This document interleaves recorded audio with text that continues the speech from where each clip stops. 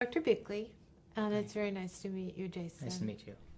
Your learning objectives for mastering the examination of the musculoskeletal system are to understand the link between anatomy and functional movement for each of the major joints, and to perform the techniques and maneuvers needed for assessing the range of motion, function, and soft tissues for each of the major joints. It is also important to recognize the changes of inflammatory and degenerative joint disease and trauma.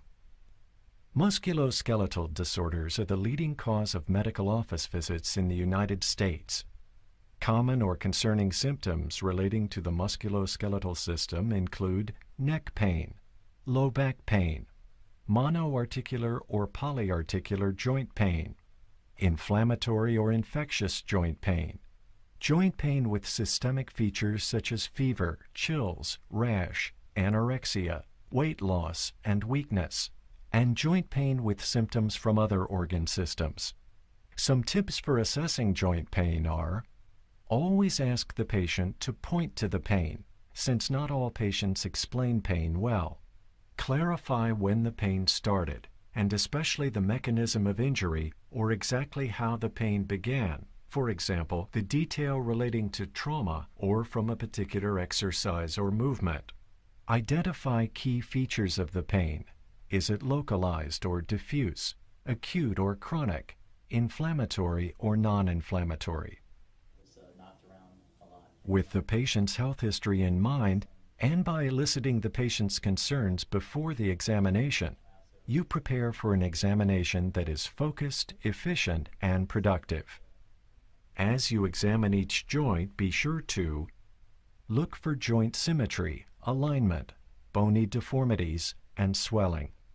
Assess the surrounding tissues, noting skin changes, subcutaneous nodules, and muscle atrophy. Test range of motion and perform maneuvers to demonstrate limitations. Note any swelling, warmth, tenderness, or redness.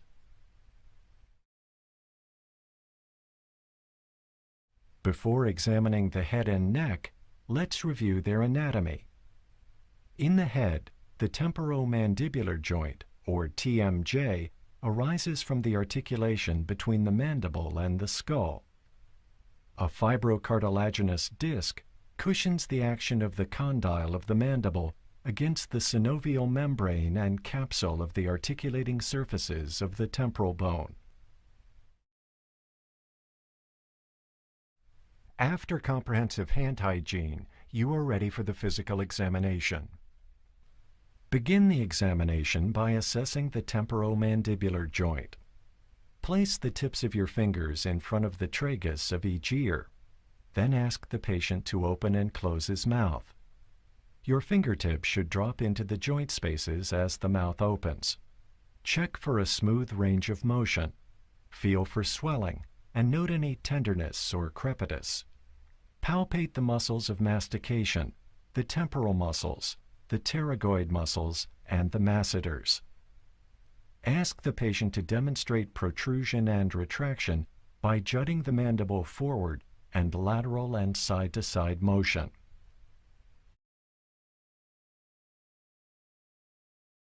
When you assess the shoulders, identify the following important landmarks and articulations. The bony structures of the shoulder include the humerus, the clavicle, and the scapula. 3 different joints articulate the shoulder: the glenohumeral joint, the sternoclavicular joint, and the acromioclavicular joint. 3 groups of muscles attach at the shoulder. The scapulohumeral group includes the important sits muscles, or the rotator cuff, supraspinatus, infraspinatus, and teres minor, and subscapularis muscles. The axioscapular group includes the trapezius, rhomboids, serratus anterior, and levator scapulae muscles. The axiohumeral group includes the pectoralis major and minor and the latissimus dorsi muscles.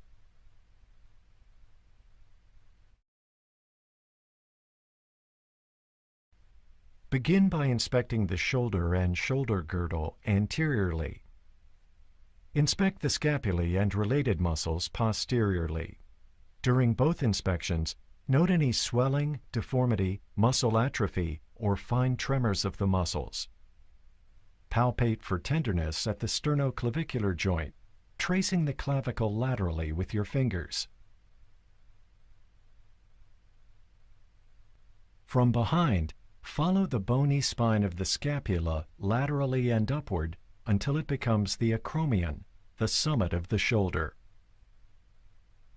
From there, palpate the acromioclavicular joint, and from there down to the coracoid process of the scapula. Palpate the greater tubercle and the biceps tendon in the intertubercular groove, checking for tenderness.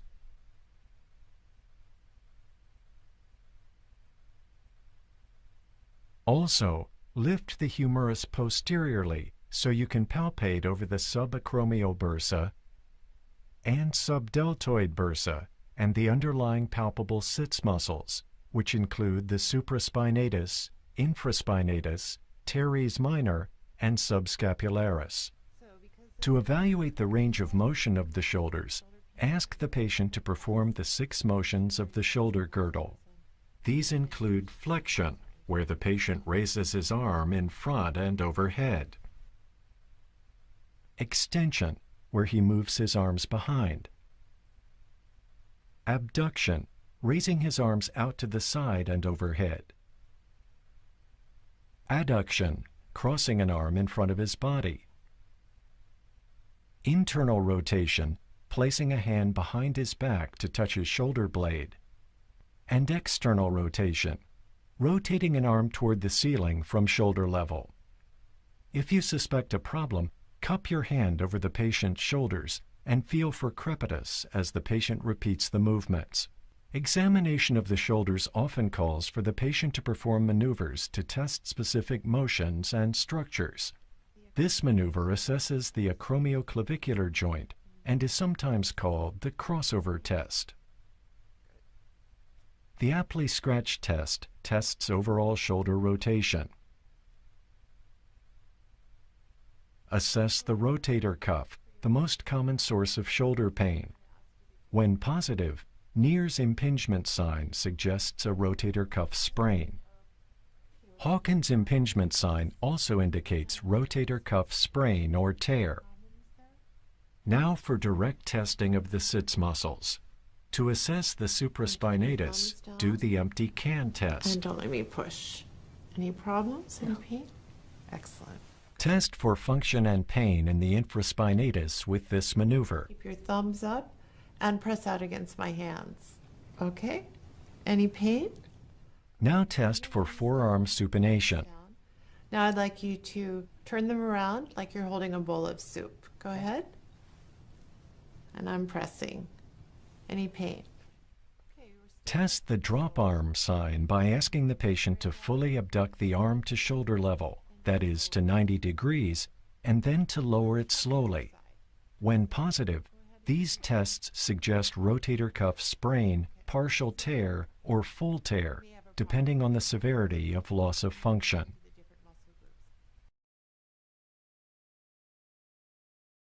Before examining the elbows, let's review their basic anatomy. Assessment of the elbow joint includes examination of the ulna, its olecranon process, the overlying olecranon bursa, and the medial epicondyle of the humerus. The bones of the elbow have 3 articulations: the humero-ulnar joint, the radiohumeral joint, and the radio-ulnar joint. Notice also in this anterior view the lateral epicondyle of the humerus. Support the patient's forearm so that the elbow is flexed to about 70 degrees. Inspect and palpate the elbow, including the medial and lateral epicondyles, the olecranon processes in the groove between the epicondyles, and the extensor surface of the ulna. Note any nodules or swelling that suggest olecranon bursitis or arthritis. Normally, you cannot palpate either the synovium or the olecranon bursa. Note any tenderness or effusion, as well as any displacement of the olecranon or the olecranon process, particularly if there is a history of trauma. The sensitive ulnar nerve can be felt posteriorly between the olecranon process and the medial epicondyle. Next, assess the range of motion of the patient's elbows. To test flexion and extension, have the patient bend and then straighten his elbows. To check supination and pronation, ask the patient to flex his elbows at 90 degrees and turn his palms up and then down. Before examining the patient's wrists and hands, consider these important structures. Bones of the wrist and hand include the distal radius and ulna, the carpal bones, the metacarpals, and the phalanges. The joints of the hand include the metacarpophalangeal, MCPs, proximal interphalangeal, PIPs, and distal interphalangeal, DIPs. Related joints include the distal radioulnar joint, radiocarpal, and intercarpal and phalangeal joints. Be familiar with the structures in the carpal tunnel. This channel contains the sheath and flexor tendons of the forearm muscles and the median nerve. Holding the tendons and tendon sheath in place is the transverse flexor retinaculum. Observe the position of the hands in motion to see if movements are smooth and natural. When fingers are relaxed, they should be slightly flexed. Inspect the patient's wrists and hands, noting any swelling over the joints, as well as any deformities or angulation. Observe the contours of the palm, namely the thenar and hypothenar eminences. Note any thickening of the tendons or fingers. Palpate the distal radius and ulna on the lateral and medial surfaces of the wrist.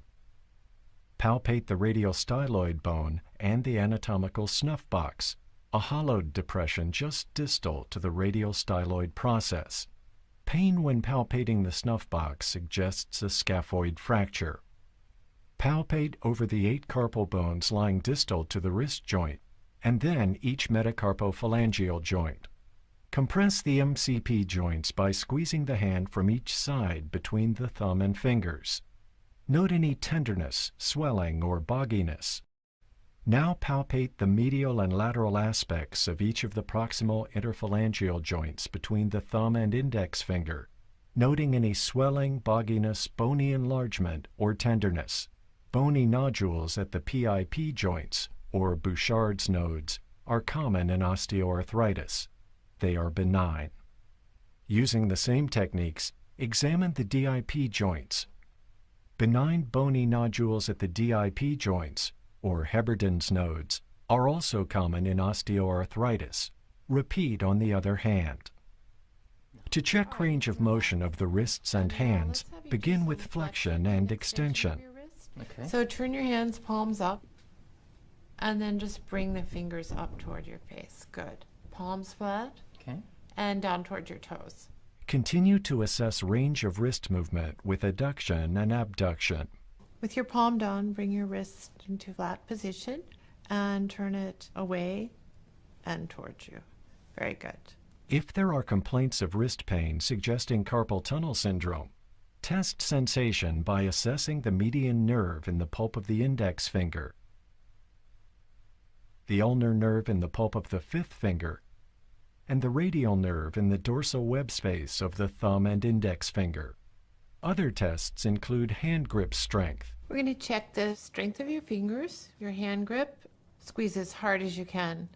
Okay, very good. Loss of grip strength is seen in de Quervain's tenosynovitis, or inflammation of the thumb extensor tendon, arthritis, and cervical radiculopathy.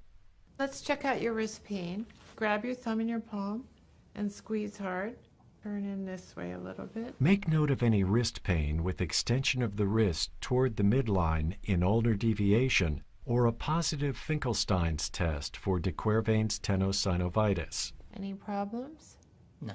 Let's check your thumb, your range of motion. Perform tests for carpal tunnel syndrome, first using thumb abduction. So I want you to just lift your thumb out like that. Okay. And go ahead. Any problems there? No. Now Tinel's sign for median nerve compression. Any pain in your second, third, or fourth fingers? No. Or tingling? No. What I'd like you to do is put the backs of your two hands together. And raise- Phelan's sign for median nerve compression. If there's a problem, you should again feel tingling in your second, third, and fourth fingers. Any problem? No. The vertebral column, or spine, is the central supporting structure of the trunk and back. The vertebral column contains 24 vertebrae stacked on the sacrum and coccyx.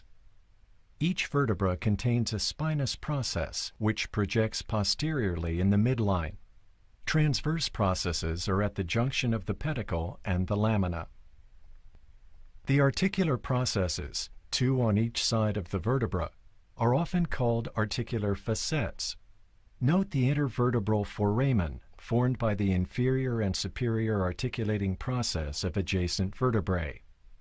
Between the vertebral bodies are the intervertebral discs, which cushion movement and allow the vertebral column to curve, flex, and bend. Also note the vertebral foramen, which encloses the spinal cord. The trapezius and the latissimus dorsi form the large outer layer of muscles attaching to each side of the spine. They overlie 2 deeper muscle layers, a layer attaching to the head, neck, and spinous processes, and a layer of smaller intrinsic muscles between the vertebrae. Begin the examination of the spine by observing the patient's posture, including the position of the neck and trunk. Assess the patient for erect position of the head, neck, and back. Drape or gown the patient to expose the entire back. If possible, the patient should be in a natural standing position, with feet together and arms at the sides. From behind the patient, identify the spinous processes, paravertebral muscles, iliac crests, and posterior superior iliac spines, usually marked by skin dimples. Next, palpate the spinous processes of each vertebra for tenderness. In the neck, palpate the facet joints that lie between the cervical vertebrae. Palpate the sacroiliac joint, often identified by the dimple. And inspect and palpate the paravertebral muscles for tenderness and spasm. With the patient lying on one side with one leg extended and the upper leg with the hip flexed, palpate the sciatic nerve, the largest nerve in the body. It lies midway between the greater trochanter and the ischial tuberosity. Next, inspect the neck, including the sternomastoid muscles, for symmetry, deformities, swelling, or abnormal posture. Then palpate the spinous processes of the cervical spine, as well as the trapezius muscles and the muscles between the scapulae. Identify any areas of tenderness. Now test range of motion of the cervical spine. To test flexion, have the patient touch his chin to his chest. To assess for extension, ask the patient to tilt his head back. Note any limitations in range of motion. To check rotation, have him turn his chin to his right shoulder, then to his left shoulder. For lateral bending, ask him to bend his head toward his right shoulder and toward his left shoulder. Next, for range of motion of the lower spine, begin with flexion. Curvature of the spine or unequal heights of the shoulders suggest scoliosis. Then move on to extension. The next maneuver is rotation. To assess lateral bending, have the patient bend to his right and then to his left. Pain or tenderness with these maneuvers warrants additional neurologic testing. To prepare for examination of the hips, let's review the pertinent anatomy. The hip joint lies deep to the inguinal ligament. Because of its overlying muscles and location deep in the pelvis, the hip joint is not readily palpable. On the anterior aspect of the hip, you can identify the iliac crest, the iliac tubercle, the anterior superior iliac spine, the greater trochanter, and the pubic tubercle. On the posterior aspect of the hip, Note the posterior superior iliac spine, the greater trochanter, the ischial tuberosity, and the sacroiliac joint. 4 powerful muscle groups move the hips. The flexor group, which lies anteriorly and flexes the thigh, primarily the iliopsoas. The extensor group, primarily the gluteus maximus. The adductor group, which swings the thigh toward the body, and the abductor group, which moves the thigh away from the body. Inspection of the hip begins with careful observation of the 2 phases of the patient's gait. Stance, when the foot is on the ground and bears weight, and swing, when the foot moves forward and does not bear weight. Normal gait has a smooth, continuous rhythm. Most hip problems appear during the weight-bearing stance phase. Palpate the bony landmarks, including the iliac crest at the upper margin of the pelvis at the level of L4. From there, you can follow the downward anterior curve to locate the iliac tubercle, marking the widest point of the crest. Tracking downward, you'll find the anterior superior iliac spine. Place your thumbs there and move your fingers downward to find the greater trochanter of the femur. Move your thumbs medially and obliquely to the pubic tubercle. On the posterior aspect of the hip, palpate the posterior superior iliac spine directly underneath the visible dimples just above the buttocks. Next, locate the greater trochanter at the level of the gluteal fold and place your thumb medially on the ischial tuberosity. The sacroiliac joint is not always palpable, but may be tender. Note that an imaginary line between the posterior superior iliac spines crosses the sacroiliac joint at S2. Then, palpate along the inguinal ligament. Here, the femoral nerve, artery, and vein bisect the overlying inguinal ligament, while the lymph nodes lie medially. The mnemonic navel may help you remember the lateral to medial sequence of nerve, artery, vein, empty space, lymph node. If the hip is painful, with the patient lying on the side and the upper hip flexed, palpate the trochanteric bursa, lying over the greater trochanter, and the ischio-gluteal bursa over the ischial tuberosity, which is not palpable unless inflamed. Now assess the mobility of the patient's hips. First, check flexion. With the patient supine, place your hand under the patient's lumbar spine. Ask the patient to bend a knee up to the chest and firmly against the abdomen. Note when the back touches your hand, indicating normal flattening of the lumbar lordosis. Further flexion must arise from the hip joint itself. Observe the degree of flexion at the hip and knee. Normally, the anterior portion of the thigh can almost touch the chest wall. Note whether the opposite thigh remains fully extended, resting on the table. If the opposite thigh flexes, there may be a flexion deformity of the hip. Next, check extension. Have the patient hyperextend the thigh in a posterior direction. Check abduction next. Stabilize the pelvis by pressing down on the opposite anterior superior iliac spine with one hand. With the other hand, grasp the ankle and abduct the extended leg until you feel the iliac spine move. This movement marks the limit of hip abduction. Next, check adduction.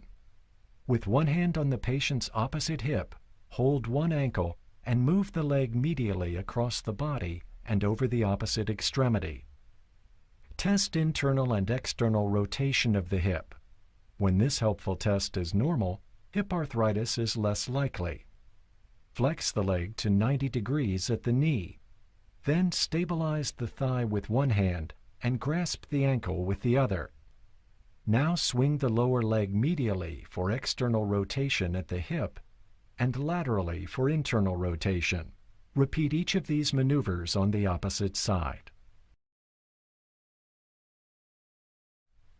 To accurately assess the knee, the largest joint in the body, you must thoroughly understand the important features of the anatomy of the knee joint. On the medial surface, note the adductor tubercle, the medial epicondyle of the femur, and the medial condyle of the tibia.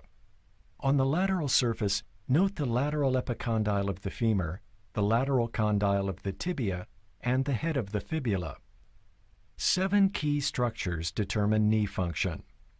4 ligaments help stabilize the knee: the medial collateral ligament, MCL, the lateral collateral ligament, LCL, the anterior cruciate ligament, ACL, and the posterior cruciate ligament, PCL. The medial and lateral menisci cushion knee compression. Note also the patellar tendon, necessary for lower leg extension. On the anterior surface, note the patella, which rests on the surface of the femur midway between the epicondyles, embedded in the tendon of the quadriceps muscle. This tendon continues as the patellar tendon, which inserts distally on the tibial tuberosity. On the upper surface of the tibia lie the medial meniscus and the lateral meniscus.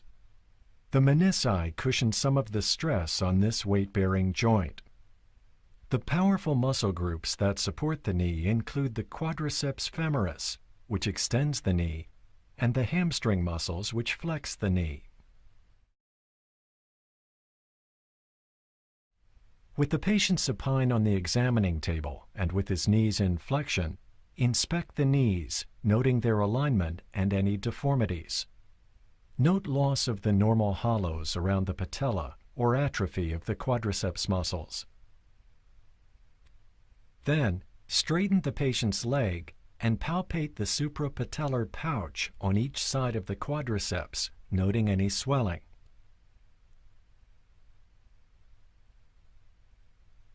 Palpate the tibiofemoral joint, the edge of the tibial plateau, and the margins of the joint. Note any irregular bony ridges. Palpate the medial meniscus. Then palpate the lateral meniscus. Tenderness suggests a partial tear. With the knee flexed 90 degrees, assess the medial joint compartments for any tenderness. Palpate the medial femoral condyle, the adductor tubercle, and the medial tibial plateau. Also palpate and identify the medial collateral ligament. Assess the lateral joint compartment and palpate the lateral femoral condyle, the lateral tibial plateau, and the lateral collateral ligament. Assess the range of motion of each knee beginning with flexion and extension. Be sure to provide support as needed. Check internal and external rotation of the knee. Instruct the sitting patient to swing the lower leg toward the midline and away from the midline. You have already palpated the menisci for tenderness, 2 of the 7 major structures of the knee joint. To test the medial collateral ligament, or MCL, perform the abduction or valgus stress test, where you move the thigh about 30 degrees laterally to the side of the examination table, push medially against the knee, and pull laterally at the ankle to open the knee joint on the medial side. Injuries from trauma or sports to both the medial meniscus and the MCL are common. To test the lateral collateral ligament, or LCL, perform the adduction or varus stress test, where you push laterally against the knee and pull medially at the ankle to open the knee joint on the lateral side. To test the anterior cruciate ligament, or ACL, check for the anterior drawer sign, where you draw the tibia forward and observe if it slides forward, like a drawer, from under the femur. To test the posterior cruciate ligament, or PCL, check for the posterior drawer sign, where you push the tibia posteriorly and observe the degree of backward movement on the femur. Now ask the patient to extend the leg to check the integrity of the patellar tendon. Before examining the patient's ankles and feet, let's review the anatomic structures that are important to your assessment. The ankle is the hinge joint formed by the tibia, the fibula, and the talus. The principal joints are the tibio-talar joint and the subtalar joint.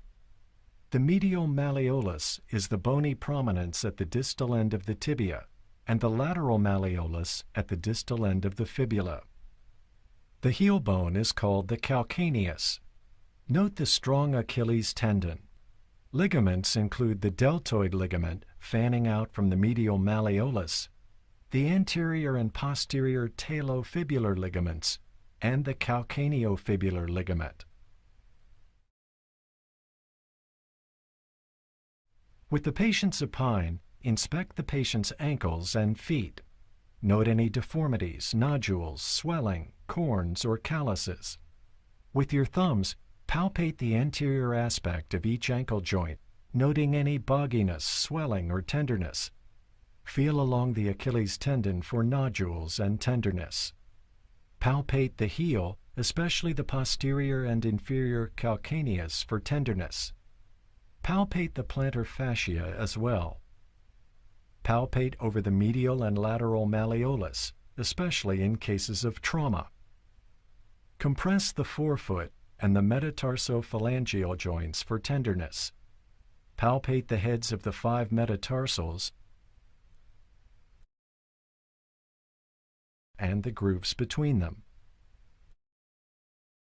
To assess the range of motion of the ankle, begin with the ankle or plantar flexion and ankle extension or dorsiflexion.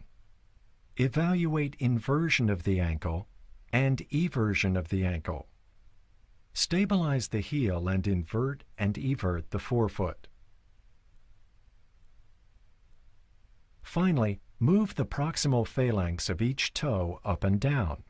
There should be no limitation of movement or pain.